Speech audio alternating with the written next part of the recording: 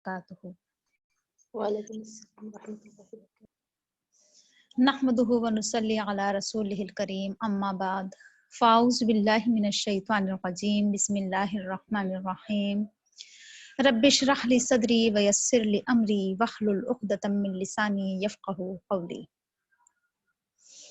الحمدللہ ہماری سورہ نساء اسٹارٹ ہوئی تھی کل، اور سورہ نساء کے تعلق سے ہمارے سامنے کچھ پوائنٹس آئے تھے۔ سورہ نساء کے معنی اور اس کی اہمیت و فضیلت ہمارے سامنے آئی تھی۔ تو پہلی آیت ہماری نصف ہو گئی تھی اور تھوڑا سا اس میں رہ گیا تھا، انشاءاللہ ہم اسے پورا کریں گے۔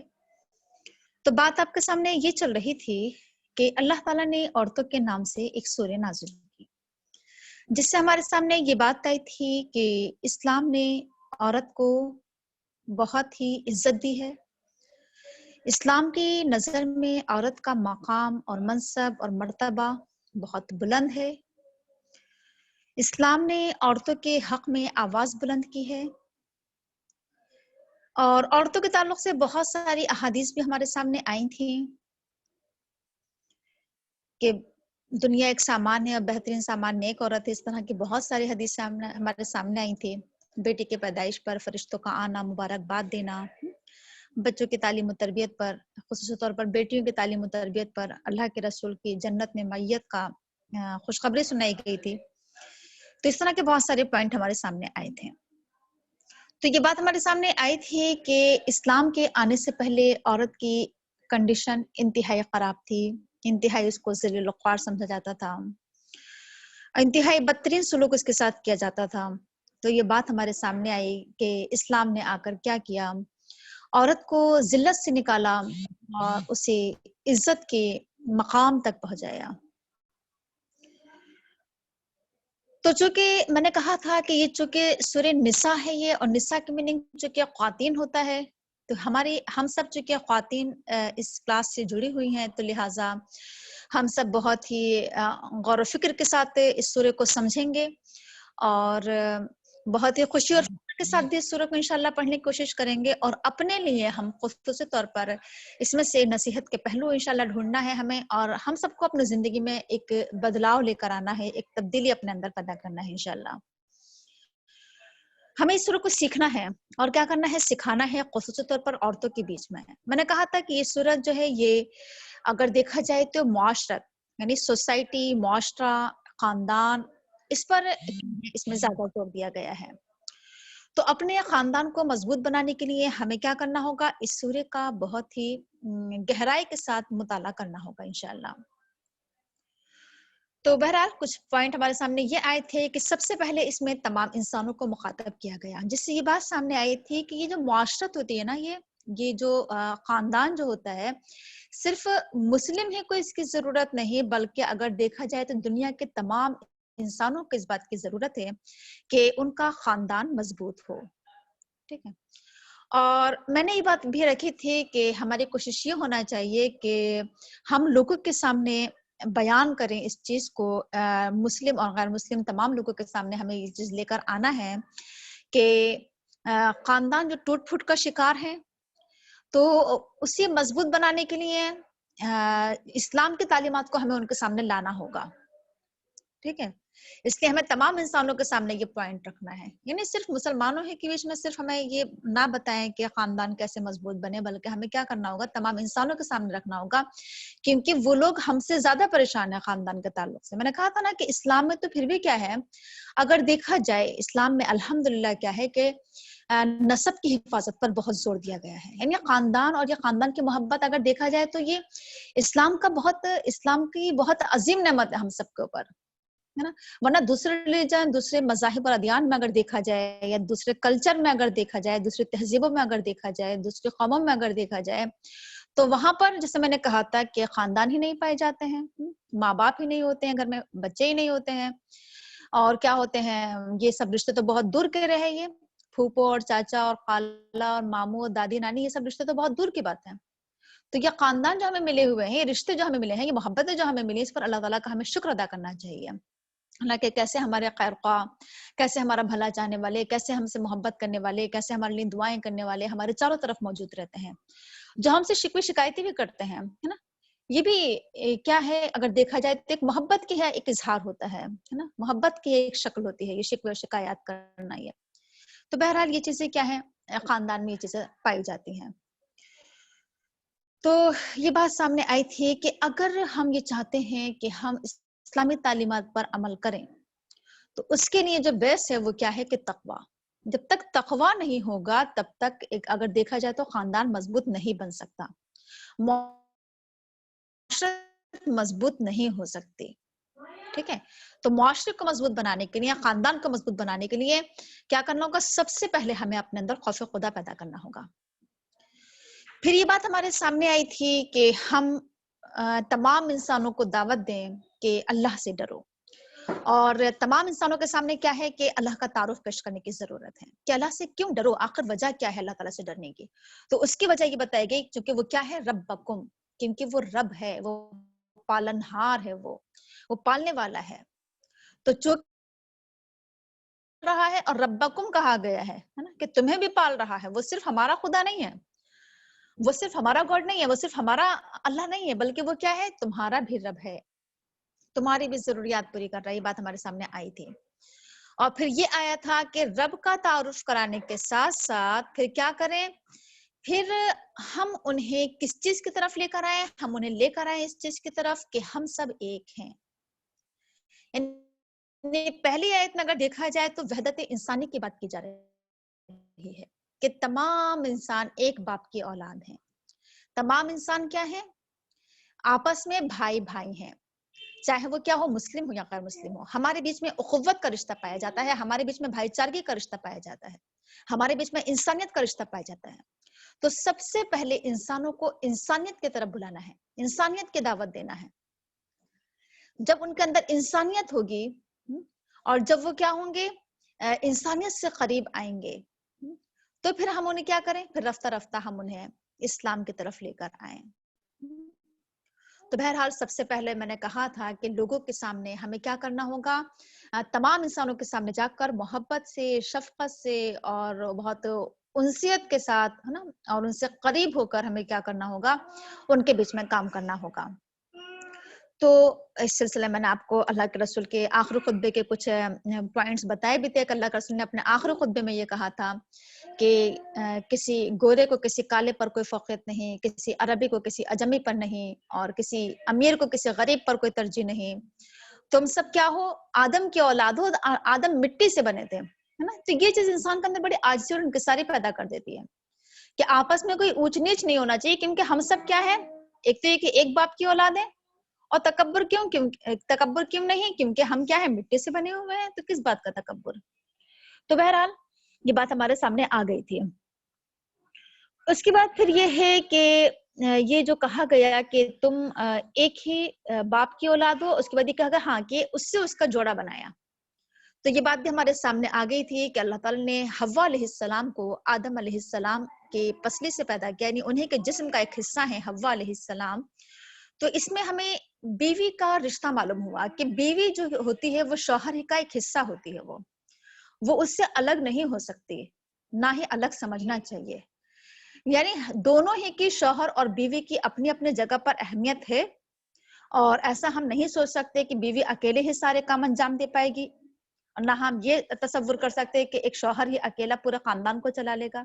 जब तक दोनों मियाँ बीवी मिलकर एक खानदान को तश्कील नहीं देंगे, एक खानदान को मजबूत बनाने की कोशिश नहीं करेंगे, तब तक कामयाबी हासिल नहीं हो सकती। इसमें क्या होगा, दोनों को अहम रोल अदा करना होगा। तो दोनों क्या है, आपस में दोनों का ताल्लुक भी करीबी होना चाहिए, और हर तरीके से, है ना, करीब होना चाहिए कि दोनों के दिल आपस में मिले हुए हों, दोनों की ज़हनियत हो, दोनों का मिजाज, है ना, और दोनों के बीच में अंडरस्टैंडिंग हो। तो ये तमाम चीजें क्या होना चाहिए, शौहर और बीवी के बीच में होना चाहिए। तो इसलिए अल्लाह ताला ने क्या किया कि हव्वा अलैहिस्सलाम को उन्हीं के जिस्म का एक हिस्सा कह लीजिए, अल्लाह ताला ने इसलिए बनाया ताकि दोनों के बीच में क्या हो जाए, उनसियत पैदा हो जाए, लगाव पैदा हो जाए। और ये हकीकत भी है, एक सच्चाई भी है। अगर देखा जाए कि जब आपस में लड़के और लड़की का रिश्ता लग जाता है, या फिर क्या होता है कि जब दोनों का जब निकाह हो जाता है, تو ایک قدرتی کیا ہوتی ہے, ایک نیچرلی ایک فطری کوئی چیز کہہ لیجیے کہ دونوں کے بیچ میں کیا ہو جاتی ہے, محبت قائم ہو جاتی ہے. حالانکہ اگر دیکھا جائے تو دونوں کا آپس میں کوئی, اگر بہت سے ایسے لوگ ہوتے ہیں کہ آپس میں کوئی خونی رشتہ نہیں ہوتا ہے, لیکن اس کے باوجود بھی شوہر اور بیوی میں کیا ہو جاتی ہے, محبت ہوتی ہے. تو کیوں, یہ ایک قدرتی چیز ہے, یہ اللہ تعالیٰ نے ڈالی ہے نا. اور ہر انسان کے ساتھ یہ واقعہ پیش آتا ہے کہ نکاح کے بعد شوہر اور بیوی میں آپس میں محبت پیدا ہو جاتی ہے. لیکن ضرورت اس بات کی ہے کہ جو محبت جو پیدا ہوئی ہے نکاح کے ذریعے, وہ محبت کیا ہونا چاہیے, قائم رہنا چاہیے. اور اس محبت ہی کے ساتھ یہ کیا ہو سکتا ہے, رشتہ یہ پائیدار ہو سکتا ہے, یہ رشتہ آگے بڑھ سکتا ہے. اور جب آپس میں کیا چیز ختم ہو جاتی ہے, ایک دوسرے کے بیچ میں محبتیں ختم ہو جاتی ہیں, ایک دوسرے کا عزت و احترام ختم ہو جاتا ہے, ایک دوسرے کی اہمیت ختم ہو جاتی ہے, تو پھر کیا ہو جاتا ہے, یہ رشتہ ناپائیدار ہو جاتا ہے, ٹوٹ پھوٹ جاتا ہے, ختم ہو جاتا ہے. تو اس لیے کیا ہے کہ وَخَلَقَ مِنْهَا زَوْجَهَا, اللہ تعالیٰ نے حوا علیہ السلام کو آدم علیہ السلام ہی سے پیدا کیا, انہیں کے جسم کا ایک کیا ہے, وہ حصہ ہے اور ایک ضرورت بھی ہے. اس کے بغیر جیسے میں نے کہا تھا کہ شوہر اور بیوی گاڑی کے دو پہیے ہیں, اگر ان میں سے کوئی ایک پہیا خراب ہو جائے تو پھر گاڑی آگے نہیں بڑھ پاتی ہے. تو وہی چیز ہے یہاں پر. تو بہرحال وَخَلَقَ مِنْهَا زَوْجَهَا, اس کے جوڑا اسی سے بنایا. اس کے بعد یہ کہ وَبَثَّ مِنْهُمَا رِجَالًا كَثِيرًا وَنِسَاءً, اور اس نے کیا کیا, ان دونوں سے بہت سارے مرد اور عورتیں پھیلا دیے. اب اس سے کیا بات سامنے آئی تھی, یہ ایک حقیقت ہے جو ہم سب اپنی آنکھوں سے دیکھتے ہیں کہ یہ جو نظام چل رہا ہے دنیا کا, یہ نسل انسانی جو آگے بڑھ رہی ہے, یہ جو دنیا میں جو انسان پھیل رہے ہیں ہے نا, کیسے شوہر اور بیوی کے ملاپ سے, شوہر اور بیوی کے ملنے سے, ان کے تعلقات سے. تو یہ جو اللہ تعالیٰ نے جو یہ رشتہ رکھا ہے, یہ جو ایک نظام جو رکھا ہے دنیا کا کہ یہ نسل انسانی کو آگے بڑھانا, کس چیز کے ذریعے, نکاح کے ذریعے. تو یہ نکاح جو ہے, یہ اس تعلق سے آگے بھی یہ بات آئے گی انشاءاللہ کہ نکاح یہ اللہ تعالیٰ کا حکم بھی ہے اور اللہ کے رسول کی سنت بھی ہے. اور نکاح یہ ایک فطری چیز ہے, یہ ہے نا, ایک فطری بھی چیز ہے یہ. اور دوسرے کے اس کے اندر حکمتیں بھی بہت ہیں, اس کے فائدے بھی بہت ہیں. اگر ہم ایک فطری چیز سے ہٹ کر, یعنی نکاح سے ہٹ کر اگر کسی اور ذریعے سے یہ نسل انسانی آگے بڑھے, مثال کے طور پر زنا کے ذریعے یہ نسل انسانی آگے بڑھے, یا پھر کس ذریعے سے کہ مرد اور مردوں کا آپس میں تعلق ہو, عورت عورت کا آپس میں تعلق ہو, یا پھر کیا ہو کہ بغیر نکاح کرے لڑکے اور لڑکیاں آپس میں تعلق قائم کریں اور پھر نسل انسانی آگے بڑھے, تو یہ تمام چیزیں غیر فطری ہیں. اس سے کیا ہوگا کہ پوری دنیا میں تباہی اور بربادی آ جائے گی, فساد برپا ہو جائے گا, بگاڑ پیدا ہو جائے گا, اور پاکیزگی ختم ہو جائے گی. ایک معاشرے سے, ایک خاندان سے, سوسائٹی سے, پوری دنیا سے پاکیزگی ختم ہو جائے گی. اور کیا چیز قائم ہو جائے گی دنیا میں, ایک گندگی پھیل جائے گی, اور ایک ناپاک چیز کہہ لیجئے یا ایک انتشار کہہ لیجئے, ہے نا, ایک بہت بڑا بگاڑ. اچھا, جو چیز ہم اپنی آنکھوں سے بھی دیکھ رہے ہیں کہ اب مثال کے طور پر میں جیسے دوسرے جو وہ ہیں مغربی تہذیبیں ہیں, ویسٹرن کلچر ہے, وہاں پر اگر دیکھا جائے تو وہاں پر کس قدر گندگی پھیلی ہوئی ہے. گندگی کیوں پھیلی ہوئی ہے وہاں پر, کیونکہ وہاں پر نکاح کو وہ اہمیت حاصل نہیں ہے.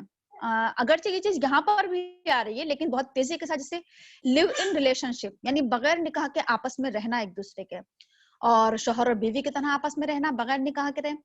تو یہ چیز کیا ہے کہ اس سے کیا ہو رہا ہے, وہاں پر جیسے میں نے کہا کہ خاندان قائم نہیں ہے, وہاں پر محبتیں قائم نہیں ہیں, وہاں پر نہیں پتا ہوتا ہے کسی کو باپ اور ماں کے بارے میں, رشتوں کے بارے میں نہیں پتا ہوتا ہے. تو یہ کیا ہو رہا ہے وہاں پر, اگر آپ دیکھیں ہم, تو کتنا بگاڑ پایا جاتا ہے, کتنا فساد اور کتنی گندگی پائی جاتی ہے آپس میں. تو بہرحال یہ بات ہمارے سامنے آئی کہ پاکیزہ رشتہ, مقدس رشتہ نکاح کا رشتہ ہے, اور یہ ایک فطری رشتہ ہے یہ. اور اس چیز کو ہمیں کیا کرنا ہے, اس کی نکاح کی ہمیں لوگوں کو اہمیت بتانا ہے. کیونکہ اگر دیکھا جائے تو اس وقت ہمارے یہاں بھی یہ چیز بہت رائج ہوتی چلی جا رہی ہے کہ خصوصی طور پر جو لڑکیاں کالج اور یونیورسٹی جا رہی ہیں, جب ان کی دوستی ہو رہی ہے, چاہے وہ لڑکیوں سے ہو یا لڑکوں سے دوستی ہو رہی ہے, تو اس سے جو ان کا جو ذہن بن رہا ہے وہ یہ بن رہا ہے کہ کیا ضرورت کیا ہے نکاح کی. اس طرح کی بات لڑکیاں بڑے کھلم کھلا کریں کہ نکاح کی ضرورت کیا ہے, اور بغیر نکاح کی ہم آپس میں کیا کر سکتے ہیں, رہ سکتے ہیں, آپس میں ایک دوسرے سے تعلق قائم کر سکتے ہیں. اور یہ چیز بڑھ بھی رہی ہے, خصوصی طور پر جہاں پر ہاسٹل ہیں, جہاں پر یونیورسٹی ہیں, جہاں پر کو ایجوکیشن ہے, لڑکے لڑکیاں ساتھ میں ہیں, وہاں پر یہ چیز بڑھ رہی ہے. اور وہاں پر بغیر نکاح کرے اور لڑکیاں پریگننٹ ہو رہی ہیں. تو یہ چیز جو ہمارے یہاں بڑھتی چلی جا رہی ہے, تو ضرورت اس بات کی ہے اس وقت کہ ہم اس وقت بہت زیادہ کام کرنے کی ضرورت ہے. ہمیں اس وقت جو نیو جنریشن ہے, جو نئی نسل ہے, ان کے بھی اس میں کام کرنے کی ضرورت ہے. ہمیں ان کو نکاح کی اہمیت بھی بتانا ہے اور نکاح کی حکمتیں بتانا ہے. ہمیں ان کے سامنے نکاح کے فائدے بتانا ہے کہ نکاح ایک فطری چیز ہے, نکاح کی یہ حکمتیں ہیں, یہ فائدے ہیں. اور آپ جو یہ غیر فطری چیز کو یہ بڑھاوا دے رہی ہیں اور اس کو ایک اسٹینڈرڈ سمجھ رہی ہیں, اس کو ایک فیشن سمجھ رہی ہیں, تو ہمیں اس چیز کی قباحت ان کے سامنے لے کر آنا ہے. اس چیز کے تعلق سے ہمیں ان کے اندر کراہیت پیدا کرنا ہے, ناگواری ان کے اندر پیدا ہو کہ وہ لڑکوں سے دوری اختیار کریں. وہ تو اصل میں جیسے میں نے کہا تھا کہ ہم اپنے بچوں کو کیا کرتے ہیں, شروع سے تمام باتیں نہیں بتاتے ہیں کہ آپ کو کس طریقے سے لڑکوں سے دوری بنا کر رکھنا ہے, کیسے ان کے ساتھ آپ کو کیا کرنا ہے, گھلنا ملنا نہیں ہے, پردے کی اہمیت و فضیلت اور بہت ساری چیزیں ہیں نا. تو جب ہم اپنے بچوں کو تعلیم کے لیے بھیجیں, اور چاہے ہم کسی اسکول, کالج, یونیورسٹی کہیں پر بھی بھیجیں, شروع سے ہی اگر دیکھا جائے تو اسکول کا بھی یہی نظام ہے کہ لڑکے اور لڑکیاں ساتھ میں ہیں.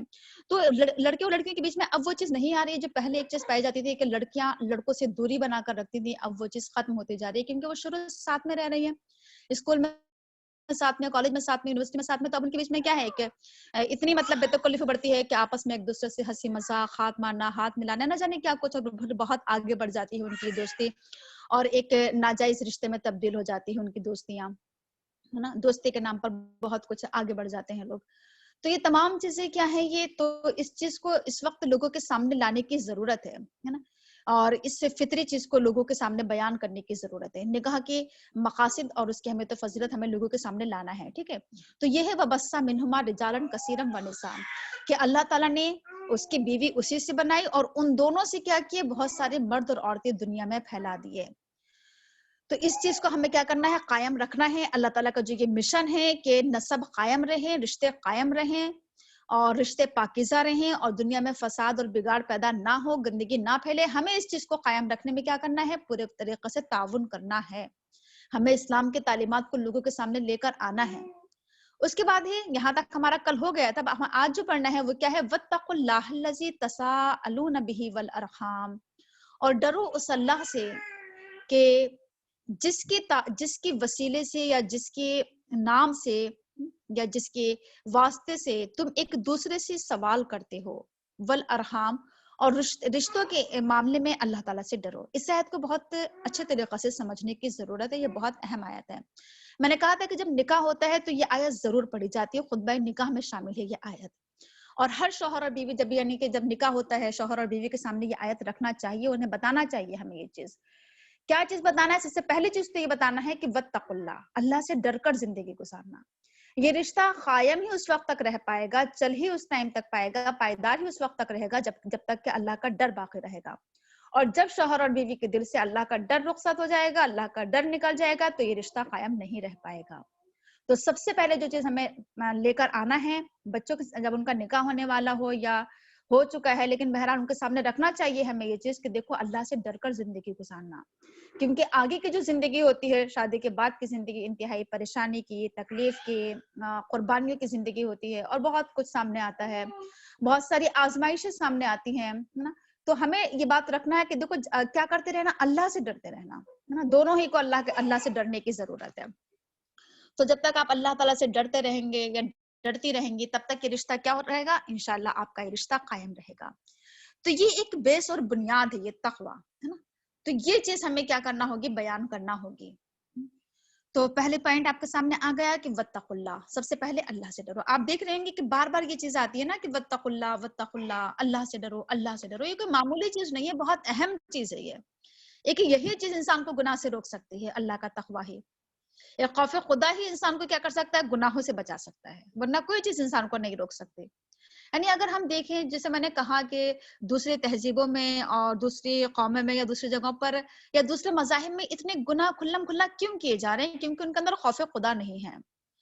مسلم کے اندر قوم میں اگر دیکھا جائے, کمیونٹی میں دیکھا جائے, تو پھر بھی ان کے مقابلے میں اگر دیکھا جائے تو بہت کم گناہ. اس کی وجہ کیا ہے کہ پھر بھی الحمدللہ ہم لوگوں کے اندر کیا ہے, خوف خدا پایا جاتا ہے, اللہ کا ڈر پایا جاتا ہے, جس کی وجہ سے ابھی ہمارے اندر وہ چیز نہیں پائی جاتی ہے کہ کھلم کھلا سڑکوں پر زنا ہو رہے ہیں جیسے باہر ملکوں میں ہو رہا ہے, یا اور بہت ساری چیزیں ہیں.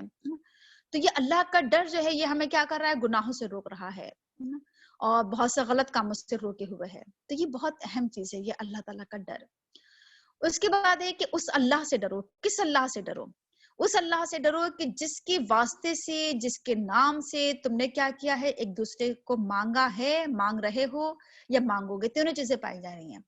یعنی اس میں پہلا پوائنٹ تو یہ ہے کہ نکاح جو ہوتا ہے وہ اللہ تعالیٰ کے حکم کی وجہ سے ہوتا ہے، کیونکہ اللہ تعالیٰ نے حکم دیا کہ نکاح کرو، اس لیے نکاح ہو رہا ہے۔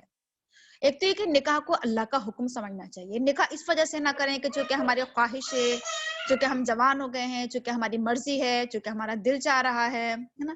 تو نکاح کو ایک دنیاوی چیز نہیں سمجھنا ہے ہمیں، یا ایک یہ نہیں سمجھنا ہے کہ ہمارے اپنا پرسنل میٹر نہیں سمجھنا چاہیے نکاح کو۔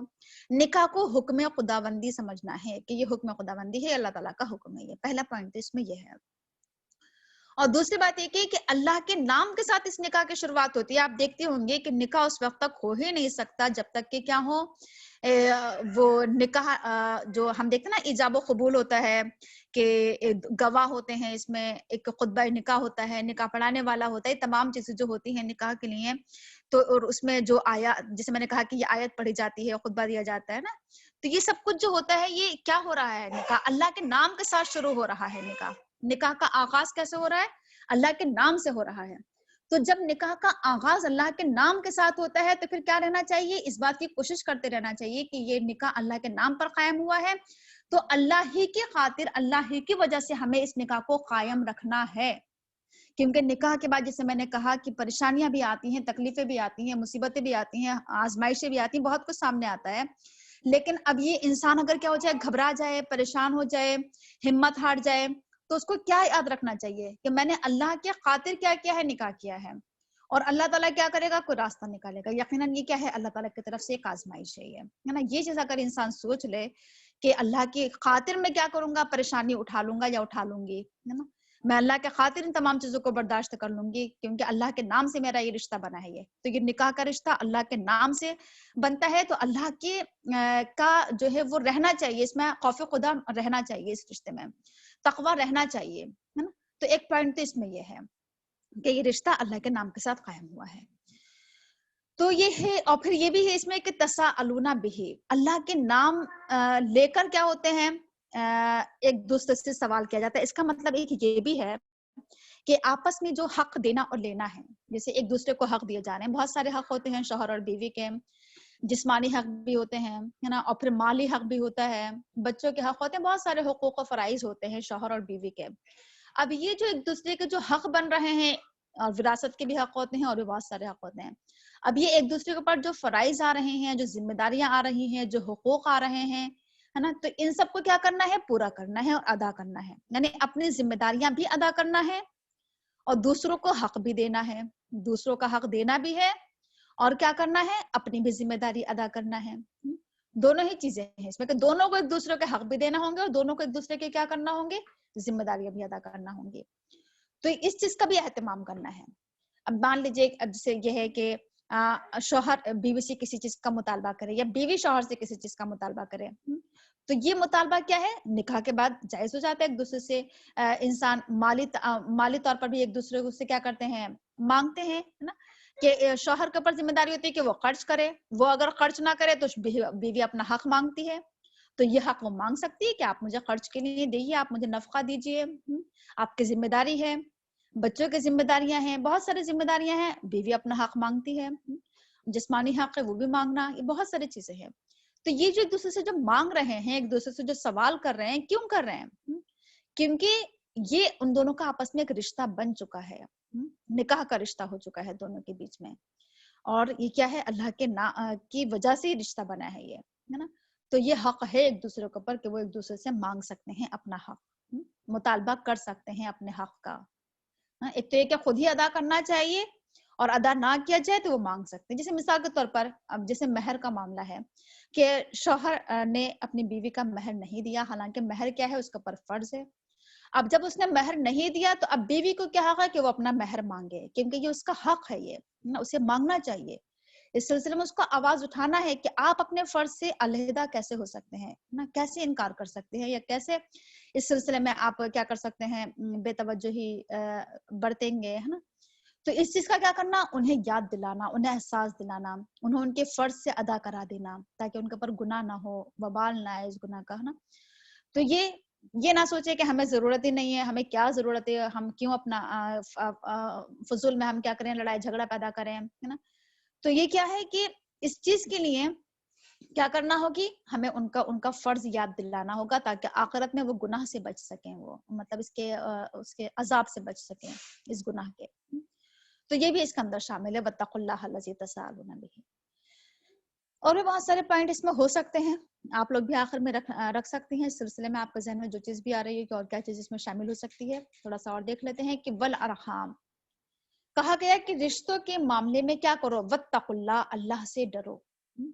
آپ سب جانتی ہیں کہ ارحام کا روٹ ورڈ را حام میم ہوتا ہے، رحم سے بنا ہے. رحم کا مطلب ایک تو یہ ہوتا ہے کہ آپس میں رحم کرنا، مہربانی کرنا، محبت کرنا، ہے نا، یہ بھی اس میں شامل ہے. اور دوسرا ایک رحم کا مطلب کیا ہوتا ہے، خونی رشتہ، یہ بھی رحم کہلاتا ہے. یعنی ماں کے پیٹ کو بھی رحم مادر کہا جاتا ہے. اور صلہ رحمی بھی ہم بولتے ہیں، رشتوں کو جوڑے رکھنا صلہ رحمی کہلاتا ہے. تو یہ رحم جو ہے یہ رحمان سے نکلا ہے. اللہ تعالیٰ کی صفت کیا ہے، رحمان ہے. اور اللہ تعالیٰ نے جب کیا کیا، اللہ تعالیٰ کی صفت رحمانیت اور اس کی صفت رحیمیت کا تقاضا تھا کہ وہ کیا کرے، آپس میں یعنی رحم پیدا کرے، وہ رشتے پیدا کرے، خونی رشتے، اور ان کے بیچ میں کیا کرے، آپس میں محبت. اللہ تعالیٰ نے اس چیز یعنی حدیث قدسی میں بھی یہ چیز ملتی ہے کہ اللہ تعالیٰ نے جب رشتے کو بنایا تھا، یعنی جب رحم پیدا کیا تھا، تو اس وقت کہا تھا کہ جو تجھ سے جڑے گا میں اس سے جڑوں گا، اور جو تجھے توڑ دے گا میں اسے توڑ دوں گا. تو آپس میں رشتے جوڑے رکھنا، رشتے بنائے رکھنا، رشتوں کو نہ توڑنا، یہ اللہ تعالیٰ کا کیا ہے، حکم ہے یہ. تو بہرحال اس سلسلے میں ہمیں کیا کرنا ہوگا، واتقوا اللہ، یعنی صلہ رحمی ہم اس وقت قائم کر سکتے ہیں، رشتوں کو ہم اس وقت جوڑ کر رکھ سکتے ہیں جبکہ ہمارے دل میں خوف خدا ہوگا، اللہ کا ڈر ہوگا، تو رشتے جڑے رہیں گے. رشتے کب ٹوٹیں گے، رشتے جب ٹوٹیں گے جبکہ خوف خدا رخصت ہو جائے گا، جبکہ اللہ کا ڈر رخصت ہو جائے گا تو رشتے پھر ٹوٹنے لگیں گے، خواہ وہ نکاح کا رشتہ ہو یا اور بہت سارے رشتے ہوں. تو اس میں پہلا پوائنٹ آپ کے سامنے کیا آیا کہ صلہ رحمی کرنے کے لیے بھی آپ کو اپنے اندر خوف خدا پیدا کرنا ہوگا. یہ بنیادی چیز ہے یہ. اب ہم صلہ رحمی کے تعلق سے تھوڑا سا ہم دیکھ لیتے ہیں کہ اس کی اہمیت و فضیلت کیا ہے، جو کہ اس سلسلے میں کہا جا رہا ہے کہ رشتوں کے معاملے میں اللہ سے ڈرو. تو صلہ رحمی کے تعلق سے ہم سب جانتے ہیں کہ قرآن کریم میں بھی صلہ رحمی پر بہت زور دیا گیا ہے. ایک تو یہ کہ نکاح کو قائم رکھنے پر بہت زور دیا گیا ہے، اور طلاق کو ناپسندیدہ قرار دیا گیا ہے. اور پھر یہ کہ ماں باپ کا حق، صلہ رحمی میں سارے رشتے آ جاتے ہیں، بیوی کا حق، بچوں کا حق، ماں باپ کا حق، اور پھر آگے بڑھتے چلے جائیں گے بہن بھائیوں کا حق، پھر اور رشتے آگے بڑھیں گے، چچا پھوپھی خالہ ماموں اور بہت سارے سسرالی اور بہت سارے رشتے جو ہوتے ہیں، سبھی کچھ اس طریقے سے کیا ہوگا، اسٹیپ بائی اسٹیپ آگے بڑھتے چلے جائیں گے. تو ان تمام رشتوں کو جوڑ کر رکھنا کہ ماں باپ سے بھی رشتہ جوڑے رہیں، یہ نہیں کہ ماں باپ سے کیا ہو جائے رشتہ ہم ختم کر دیں کہ اب ہم ان کی صورت نہیں دیکھیں گے، یا جیسے ماں باپ اگر رشتہ ختم کر دیتے ہیں، بچوں کو ایک بولا جاتا ہے آخ کر دینا، یہ بالکل ناجائز ہے. یہ صحیح نہیں ہے کہ اپنے بچوں سے یہ کہہ دینا کہ اب ہمارا تمہارا آپس میں رشتہ ہی ختم ہو چکا ہے، اب وراثت میں بھی تمہارا کوئی حصہ نہیں، ہم تمہاری صورت نہیں دیکھیں گے، تم ہماری صورت مت دیکھنا نا. زندگی بھر کے لیے کیا ہو جاتے ہیں، رشتے ختم ہو جاتے ہیں. تو یہ ایک ناپسندیدہ چیز ہے. یہ کام نہیں کرنا چاہیے، یہ رشتے نہیں توڑنا چاہیے، یہ خونی رشتے، چاہے وہ کیا ہو، ماں باپ اور بچوں کا رشتہ ہو یا پھر بہن بھائیوں کا رشتہ ہو. بہن بھائیوں کا رشتہ بھی کیا ہوتا ہے، خونی رشتہ ہوتا ہے. اور یہ چیز بھی دیکھنے میں آتی ہے کہ بہن بھائیوں کے رشتے بھی کیا ہو رہے ہیں، خواہ وہ بھائی بھائی کا رشتہ ہو یا بہن بہن کا یا بہن بھائی کا رشتہ ہو، یہ رشتے بھی جڑے رہنا چاہیے، یہ رشتے ختم نہیں ہونا چاہیے. اور جب یہ رشتے ٹوٹ جاتے ہیں، ختم ہو جاتے ہیں، تو یہ کیا ہے، ایک ناپسندیدہ چیز ہے اللہ کی نظر میں یہ. تو اس لیے حالانکہ بہت سارے چیزیں ایسی سامنے آتی ہیں، ناگوار چیزیں سامنے آ جاتی ہیں، اس طرح کی باتیں سامنے آ جاتی ہیں، لیکن پھر کیا ہے، رشتوں کو توڑنا نہیں ہے. حدیث میں کیا ملتا ہے، یہاں تک ملتا ہے کہ جو تم سے کیا ہو، جو تم سے رشتے کو توڑے تم اس سے رشتے کو جوڑو، ہے نا، یہ حکم دیا گیا ہے حدیث میں. جیسے حدیث میں یہ کہا گیا ہے، اس طرح کے بہت ساری حدیثیں ملتی ہیں، حدیث میں یہ کہا گیا ہے کہ سب سے بہترین انسان کیا ہے، یعنی اس کے لیے جنت میں گھر کی ضمانت دی گئی ہے کہ جو حق پر ہوتے ہوئے جھگڑے کو چھوڑ دے، یعنی جھگڑے کو بڑھاوا دے دینا. اور یہ بھی کہا گیا حدیث میں کہ سب سے بہتر انسان وہ ہے کہ مان لیجئے کہ دو لوگ آپس میں مل رہے ہیں جن میں آپس میں کیا تھی، ناراضگی تھی، بات چیت بند تھی، اس میں سے جس نے پہلے سلام کیا ہے نا، اور یعنی اس نے رشتے کو بنایا، سلام کیا یا اور کوئی اور بات چیت کی اس نے، تو اس کے لیے بہت ہی زیادہ اجر اور ثواب ہے. یعنی جو رشتے کو جوڑنا چاہ رہا ہے، رشتے کو بنا کر رکھنا چاہ رہا ہے نا. ناراضگی ہے آپس میں لیکن کیا کر رہا ہے، ناراضگی کو ختم کر رہا ہے. تو جس نے شروعات کی تو کیا ہے، اس کے لیے اجر اور ثواب ہے. تو یہ ہے کہ والارحام کے تعلق سے آپ کے سامنے آیا کہ اس طریقے سے کیا کرنا ہے، رشتوں کو بنا کر رکھنا ہے. صلہ رحمی کے تعلق سے ایک حدیث اور ہے، وہ بھی آپ کے سامنے کئی بار آ چکی ہے کہ اگر آپ یہ چاہتے ہیں کہ آپ کی عمر میں بھی خیر و برکت ہو اور آپ یہ چاہتے ہیں کہ آپ کے رزق میں بھی خیر و برکت ہو، تو آپ کو اس کے لیے کیا کرنا ہوگا، رشتوں کو جوڑ کر رکھنا ہوگا، صلہ رحمی کرنا ہوگی، رشتوں کو قائم رکھنا ہوگا. یعنی صلہ رحمی کرنے سے کیا ہوتے ہیں، عمر میں بھی خیر و برکت ہوتی ہے اور رزق میں بھی خیر و برکت ہوتی ہے. یعنی آج ہم جو دیکھ رہے ہیں نا کہ زندگی بھی بہت مختصر ہوتی چلی جا رہی ہے انسان کی، اور ہم یہ دیکھ رہے ہیں کہ آج انسان کے مال میں سے بھی خیر و برکت ختم ہو چکی ہے. ہم کہتے ہیں نا کہ زندگی میں اب کیا ہے، کسی بھی چیز میں برکت نہیں رہی، گھروں میں برکت نہیں رہی. اس کی وجہ کیا ہے کہ ہمارے آپس میں رشتے کیا ہیں، ایک دوسرے سے بے انتہا خراب ہو چکے ہیں. خصوصی طور پر خونے رشتے ہے نا، یعنی بہن بھائیوں کے رشتے یا اور اس سے آگے کے جو رشتے ہیں، چچا پھوپھی خالہ ماموں، یہ رشتے ہے نا، یہ ہمارے رشتے بڑے ٹوٹ پھوٹ کے شکار ہیں. یہ رشتے ٹوٹتے چلے جا رہے ہیں. تو جس سے کیا ہو رہا ہے کہ خیر و برکت ختم ہو رہی ہے. تو بہرحال جسے ہم نے قرآن کریم میں یہ پڑھا تھا کہ جب کہا گیا تھا کہ کیا کرو، کہ اللہ تعالیٰ نے حکم دیا کہ اللہ کی عبادت کرو، ماں باپ کے ساتھ حسن سلوک کرو. اور جہاں پر بھی قرآن کریم میں ماں باپ کے ساتھ حسن سلوک کرنے کا حکم دیا گیا تو فوراً اس کے بعد پھر کیا ہے، حکم دیا گیا ہے کہ رشتہ داروں کے ساتھ ہے نا، والاقربا، قریبی لوگ، قرابت دار، رشتہ دار ہے نا، ان کے ساتھ حسن سلوک کرنے کا حکم دیا گیا ہے. تو قرابت داروں کے ساتھ حسن سلوک میں بہت ساری چیزیں شامل ہیں کہ کس کس طریقے سے حسن سلوک کیا جا سکتا ہے.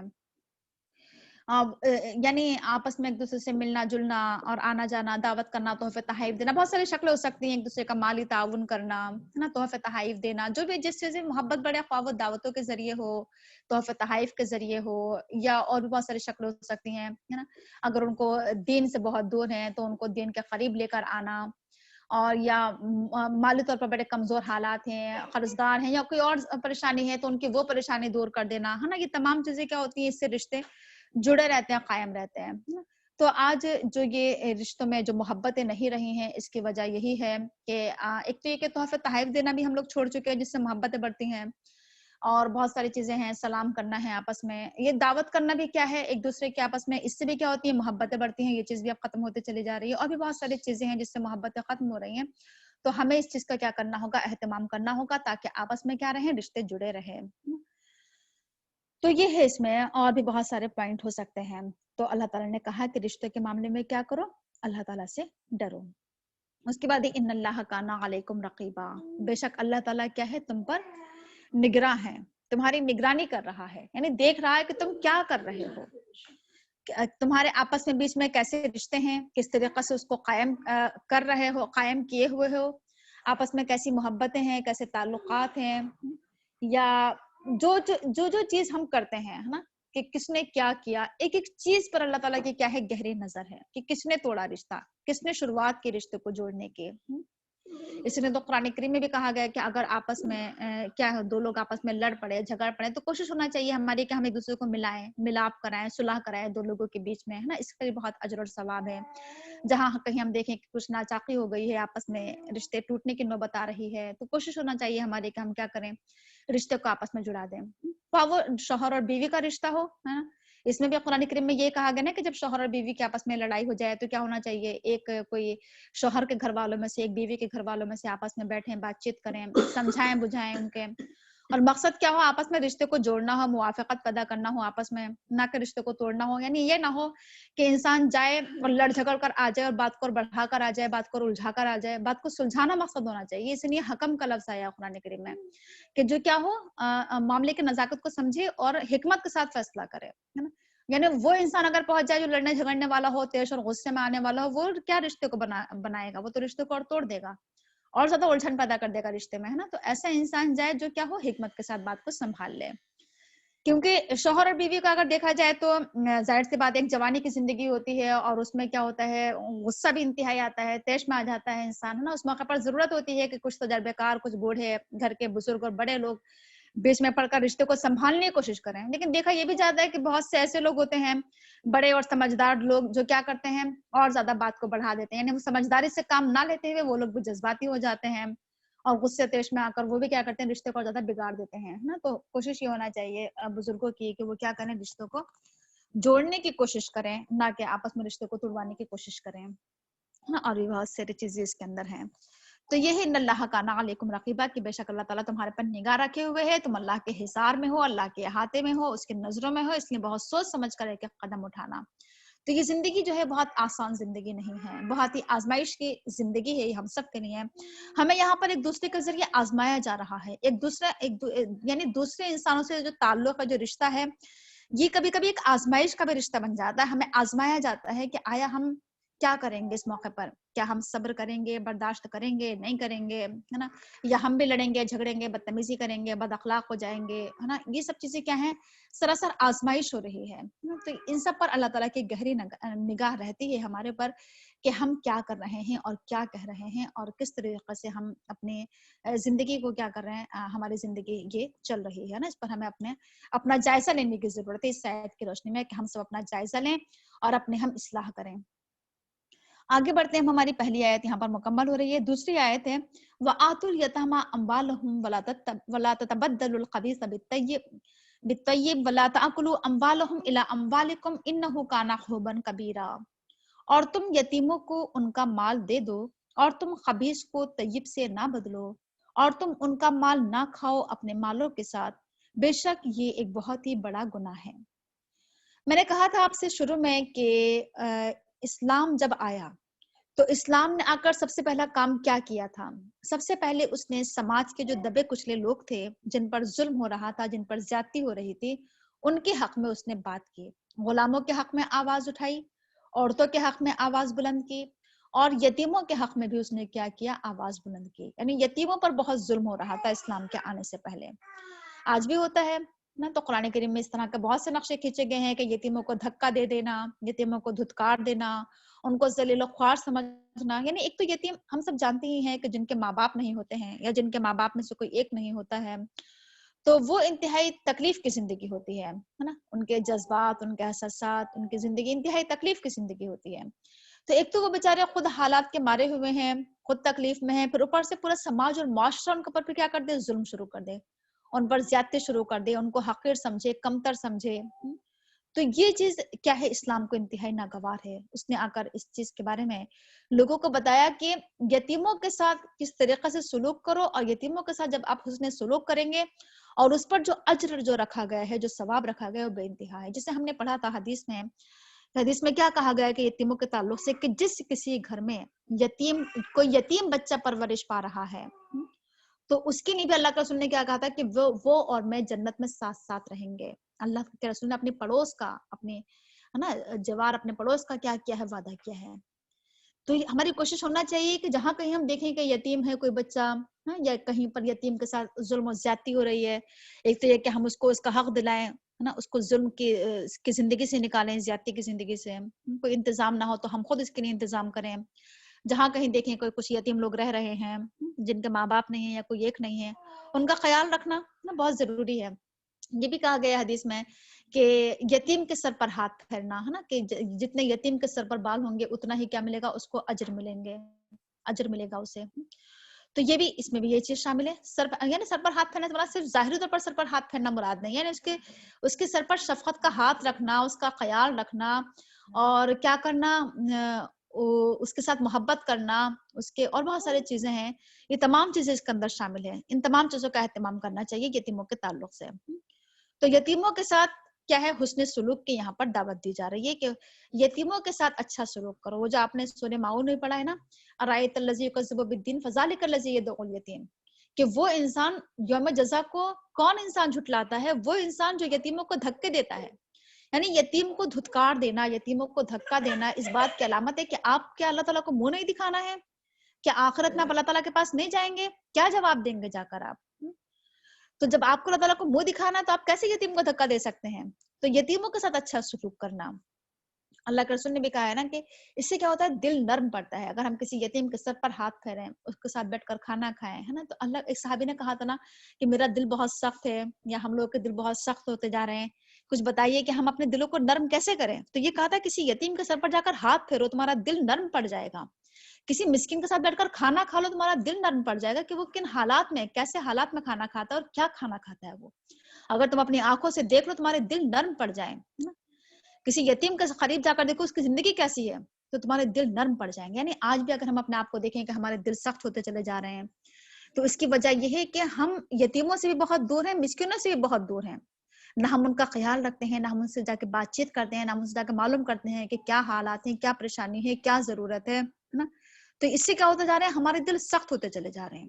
تو ضرورت اس بات کی ہے کہ ہم ایسے لوگوں کے قریب جائیں، ان کی زندگی کو جانیں، ان کی پریشانیوں کو جانیں، ان کی ضروریات کو پورا کریں، ان کا خیال رکھیں، ان سے محبت سے پیش آئیں، تاکہ ہمارے دل بھی نرم پڑ جائیں.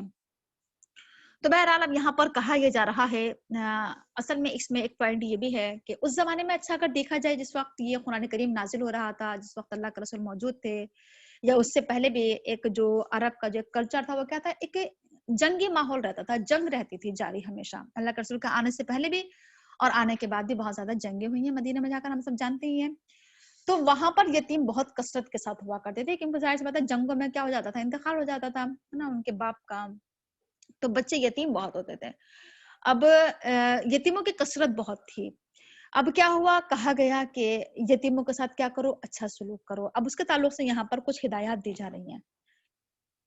ایک تو یہ ہے اس میں کہ وَآتُوا الْيَتَامَىٰ أَمْوَالَهُمْ، یتیموں کو ان کا مال دے دو. یعنی جب کوئی بچہ یتیم ہوتا ہے اور اس کے باپ یا اس کی ماں کیا ہے، مال چھوڑ کر گئی ہیں، جائیداد ہے اس کی، پراپرٹی ہے، گھر ہے، باغات ہیں، کھیت اور بہت ساری چیزیں ہیں اس کی پراپرٹی میں.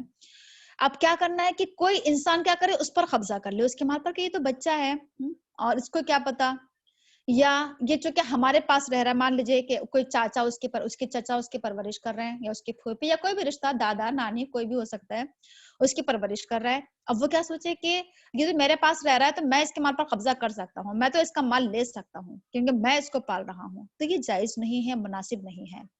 جو اس کا مال ہے وہ اسی کا مال رہے گا، جو اس کو اس کے باپ سے ورثے میں ملا ہے، جو اس کے باپ چھوڑ کر گئے ہیں، جو اس کا ترکہ ہے، وہ اسی کا رہے گا. اور اس کے مال پر قبضہ کر لینا یہ انتہائی کیا ہے، بری چیز ہے. یہ قرآن کریم میں یہی تو کہا گیا ہے کہ لوگ اپنے پیٹ میں انگارے بھر رہے ہیں، یتیموں کے مال پر قبضہ کر رہے ہیں. تو یہ چیز کیا ہے یہاں پر بیان کی جا رہی ہے کہ یتیموں کو ان کا مال دے دو، ان کی جو پراپرٹی ہے، ان کا جو حصہ ہے، جو ترکہ ہے، وہ انہیں دے دو نا، اس پر قبضہ مت کرو. اور کیا ہے کہ وَلَا تَتَبَدَّلُوا الْخَبِيثَ بِالطَّيِّبِ، خبیث کو طیب سے نہ بدلو. یعنی مثال کے طور پر انسان یہ سوچے کہ ابھی تو یہ بچے ہیں، انہیں کیا پتا، ان کا اچھا مال پہ ہم قبضہ کر لیں جو ان کے حصے میں آ رہا ہے، اور جو مان لیجیے ہم اپنا مال ان کو دے دیں، ہے نا. یعنی ہمارے پاس کیا ہے، اچھی چیز نہیں ہے، ہم اس سے بدل لیں. یعنی یہ بھی ظلم کی ایک شکل کہہ لیجیے، ایک زیادتی کہہ لیجیے، کہ ہم یہ سوچیں کہ ان کو کیا پتا چلے گا، ابھی تو یہ کیا ہے، ناسمجھ ہیں، ابھی تو ان کو شعور نہیں ہے اتنا، اور بڑی چالاکی کے ساتھ ہم کیا کر لیں، مال کو بدل لیں. تو یہ کیا ہے، اس سے بھی منع کیا جا رہا ہے کہ یہ تک بھی نہیں کرنا ہے. یعنی اصل میں یہ معاملہ بہت احتیاط کا حامل ہے، اس میں بہت زیادہ احتیاط برتنا ہے. اور بہت زیادہ اگر دیکھا جائے تو قرآن کریم میں بڑی ڈیٹیل کے ساتھ، بڑی تفصیل کے ساتھ اس میں احکامات دیے گئے ہیں یتیموں کے تعلق سے، کہ کس طریقے سے ان کا مال تمہیں استعمال کرنا ہے. اور یہاں تک کہا جا رہا ہے کہ وَلَا تَأْكُلُوا أَمْوَالَهُمْ إِلَىٰ أَمْوَالِكُمْ، کہ تم ان کے مال اپنے مال کے ساتھ کیا کرو، نہ کھاؤ تم ان کا مال اپنے مال کے ساتھ. یعنی اپنے مال میں تم ان کا مال شامل کر لو، ہے نا، یہ بھی مناسب نہیں ہے، کیونکہ اس سے بھی کیا ہوگی، ان کی حق تلفی ہوگی. تو ان کا مال کیا ہے، ان کے لیے ہی رکھا رہنے دو، جو ان کا حصہ ہے وہ انہیں کا رہنے دو. اور اپنا مال بالکل، یعنی اپنا جائیداد، اپنی پراپرٹی بالکل الگ ہی رہنے دو. آپس میں ایک دوسرے کو نہ ملاؤ، کیونکہ اس سے کچھ پتا نہیں چلے گا کہ کون سا ان کا تھا، کون سا تمہارا تھا، اور اس سے کیا ہوگی، ہو سکتا ہے کہ تمہارے حصے میں ان کا مال آ جائے، ہے نا، اور ان کی حق تلفی ہو جائے. تو یہ مناسب نہیں ہے.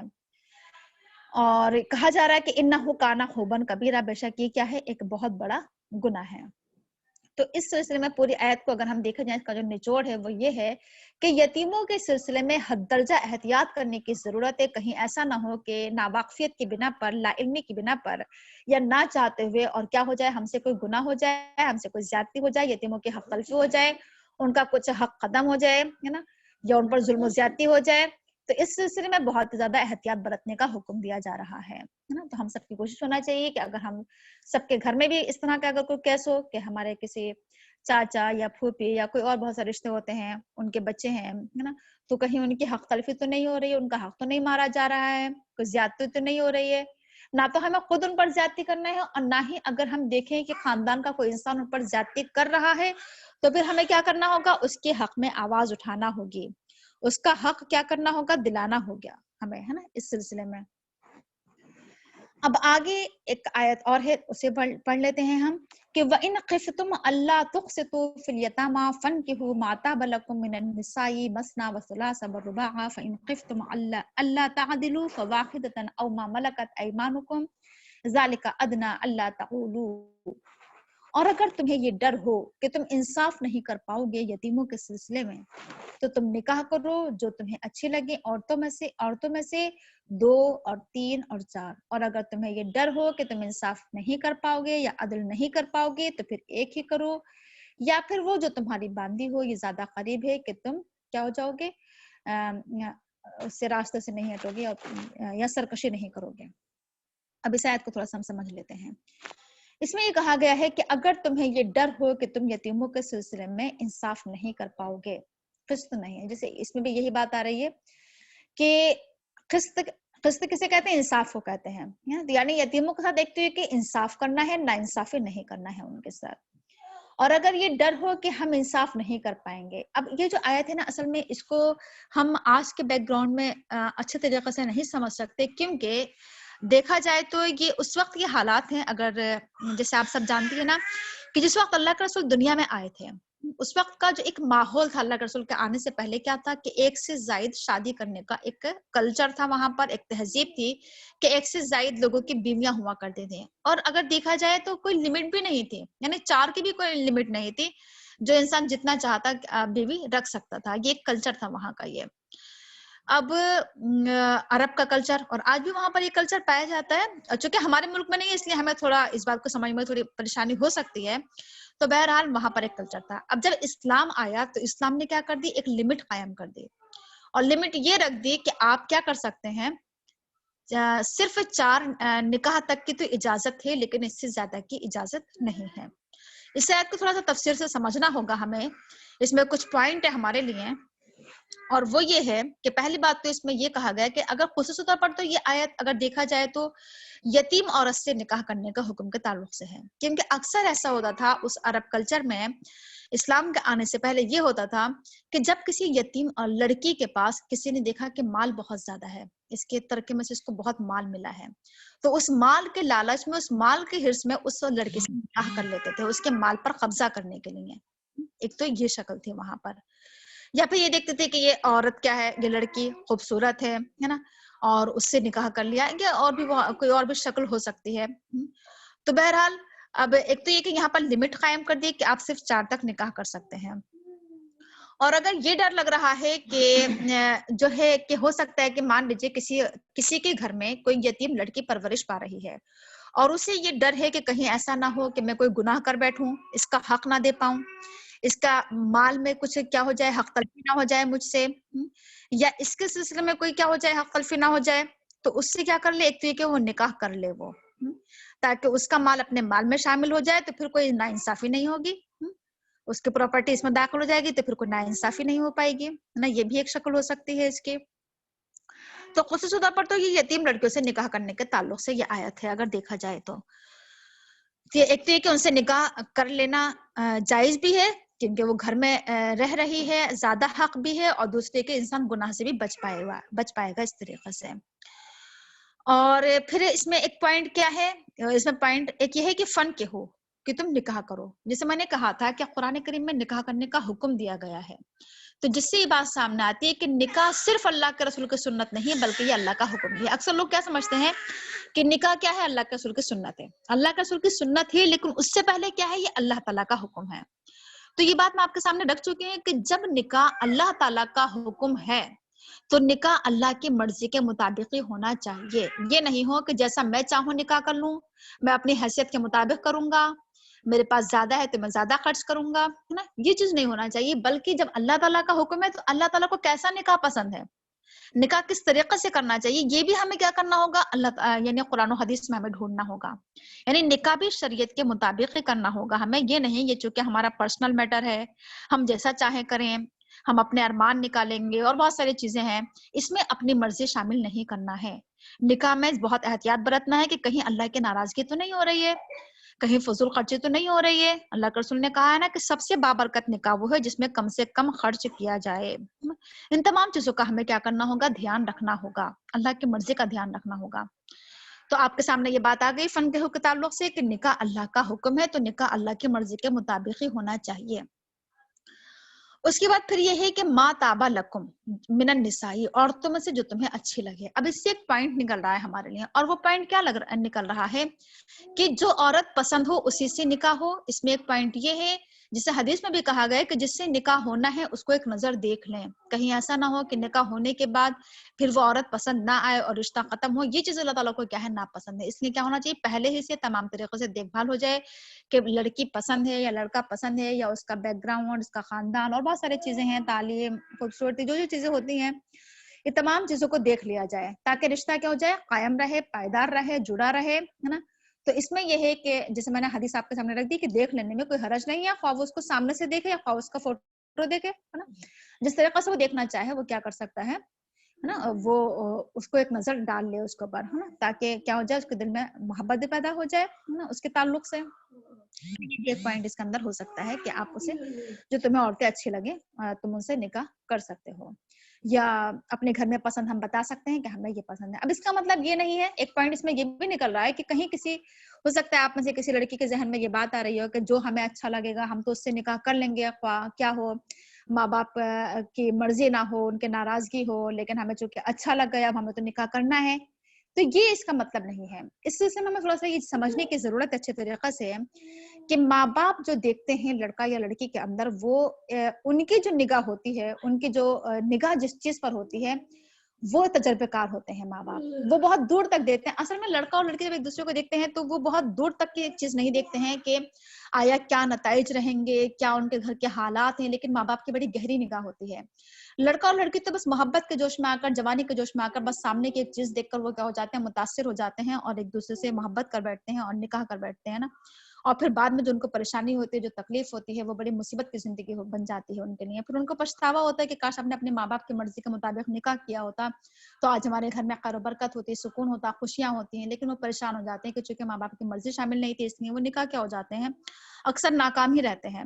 تو کوشش یہ ہونا چاہیے کہ کیا ہو کہ اس میں ماں باپ کی مرضی شامل ہو. پسند آئے ہم اس چیز کا مطالبہ کر سکتے ہیں کہ ہمیں یہ پسند ہے، پھر ماں باپ سے کہہ سکتے ہیں کہ اگر آپ دیکھ لیجیے کہ اگر ٹھیک ہو، اچھے طریقے سے دیکھ بھال کر لیجیے کہ اگر ٹھیک ہو تو وہاں کریے، ہے نا. آپ کی نگاہ زیادہ کیا ہوتی ہے، گہری ہوتی ہے، آپ تجربے کار ہیں، آپ سمجھیے اس بات کو، ہے نا. تو اس سلسلے میں یہ ہے کہ اپنے ماں باپ پر اگر انسان فیصلہ چھوڑ دے تو زیادہ بہتر ہے، کیونکہ ماں باپ زیادہ اچھے طریقے سے دیکھ پاتے ہیں، ہے نا. دور رس نگاہیں ہوتی ہیں ان کی، اور لڑکا اور لڑکی کی نگاہیں اتنی دور تک، بہت دور تک آگے تک نہیں پہنچ پاتی ہیں، نتائج تک، ہے نا. تو ایک پوائنٹ اس میں یہ بھی ہے. اور پھر یہ ہے اس میں کہ یہ جو اس میں کہا گیا کہ آپ 2 یا 3 یا 4 نکاح کر سکتے ہیں، تو اس سلسلے میں یہ بات یاد رکھیے کہ اس نکاح کی اجازت دے دی گئی ہے کہ اجازت ہے آپ کر سکتے ہیں، لیکن اس کا مطلب یہ نہیں ہے کہ آپ کے اوپر فرض ہے اور ضروری ہے اور لازم ہے کہ آپ 4 نکاح کریں. یہ چیز، اس چیز کو بہت زیادہ لوگ سامنے لے کر آتے ہیں کہ اس میں تو حکم دیا گیا ہے اور 4 نکاح کا، اور 4 نکاح کرنا چاہیے. یہ ایک اجازت ہے، ایک رخصت ہے کہ آپ اتنے نکاح کر سکتے ہیں، لیکن اس کے لیے شرط لگا دی گئی ہے. اور وہ شرط کیا لگا دی گئی ہے کہ اگر تم عدل قائم کر سکو چاروں بیویوں میں تو تم نکاح کرو 4، ورنہ تم کیا کرو، فواحدتن، ورنہ ایک ہی نکاح کرو، ہے نا.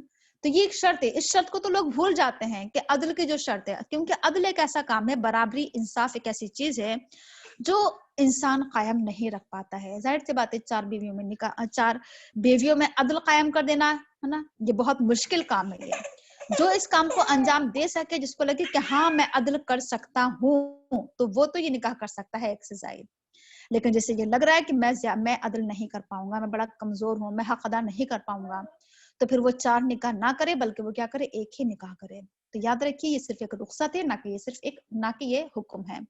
اور وہ بھی کیا ہے ایک شرط کے ساتھ اس کو لگا دیا گیا ہے, عدل کے شرط کے ساتھ کہ جب آپ برابری کریں, کیونکہ حدیث میں یہ بھی آیا ہے کہ وہ مرد جس نے کیا کیا, بیویوں کے ساتھ انصاف نہیں کیا, بیویوں کے ساتھ عدل نہیں کیا, تو قیامت میں دن آخرت میں اس کو ایسے اٹھایا جائے گا کہ اس کا صرف آدھا دھڑ ہوگا, یعنی اتنا برا انجام ہے اس کا کہ آدھا دھڑ ہوگا اس کا.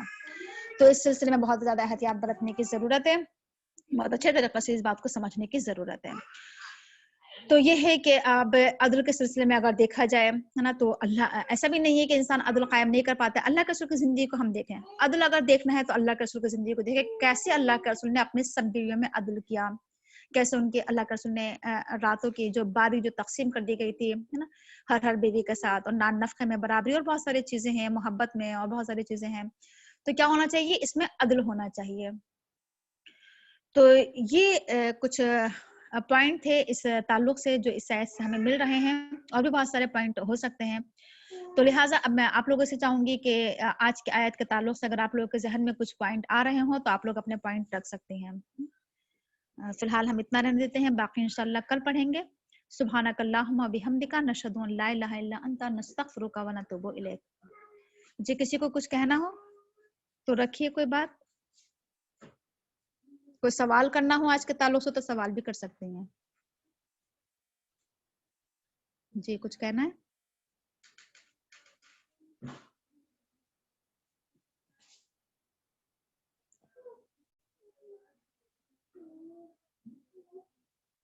چلیے ٹھیک ہے, پھر آپ لوگ اپنے ترجمے کی کلاس شروع کیجیے, باقی انشاءاللہ کل پڑھیں گے ہم.